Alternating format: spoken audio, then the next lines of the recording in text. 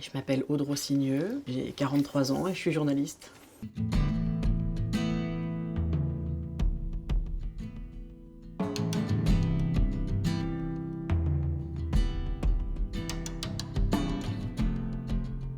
Qu'est-ce que vous pensez de ce qui vous arrive aujourd'hui? Alors pour le moment, j'en suis pas encore au moment où je pense vraiment à ce qui m'est arrivé. Pour le moment, je suis dans une phase de digestion.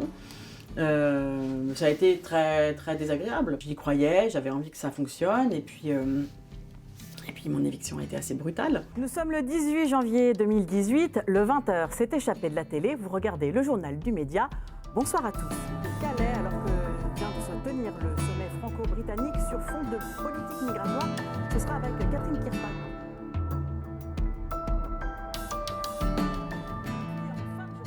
Présentatrice du journal, c'était un rêve ancien qui se Pas réalisait. du tout. J'ai jamais voulu être femme-tronc. Mais vous Jamais. êtes devenu. On m'a demandé de le faire. J'avais jamais fait ça de ma vie. Ouais. Jamais. Jamais. Et alors, vous voyez, vous pensez quoi? Là, c'est mon 4e journal, donc je suis encore totalement terrorisée quand j'entends le générique et je me demande comment je vais m'en sortir. Et c'est très perfectible. Après, que c'est pas déshonorant non plus, quoi.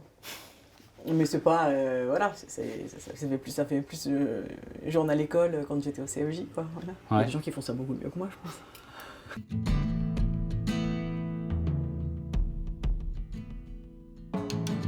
Quand vous étiez enfant, vous vouliez faire quoi comme métier? Alors, la première fois que j'ai voulu faire quelque chose, c'était croque-mort. Parce que je voulais avoir le même chapeau que dans Lucky Luke. Mais après, on m'a expliqué à quoi ça servait un croque-mort et du coup, j'ai abandonné cette vocation. Et ça Qui a mène été- au journalisme? Ça mène à tout à condition d'en sortir. Non, après, j'ai voulu être avocate. Ça m'a intéressée, j'aimais bien défendre les causes. Et puis après journaliste. Journaliste engagé?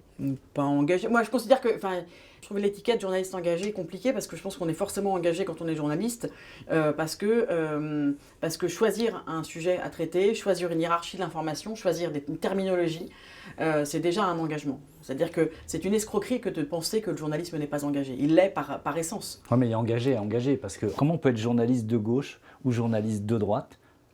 Mais parce que la carte de presse n'empêche pas la carte d'électeur. Parce que ce qu'on doit à ces lecteurs ou à ces spectateurs, en tout cas au public de l'information, c'est d'abord l'honnêteté. Faire comme si j'avais pas d'avis sur une question, c'est déjà un premier mensonge. C'est la fin du journal, votre journal. Merci aux sociaux qui nous permettent d'exister et de proposer ce 20h en libre accès. À demain. Mais c'est possible d'aller faire son métier sur un média qui est celui d'une force politique très Ça engagée pour le coup. Ça ne devait Vous pas... avez jamais cru que c'était déconnecté?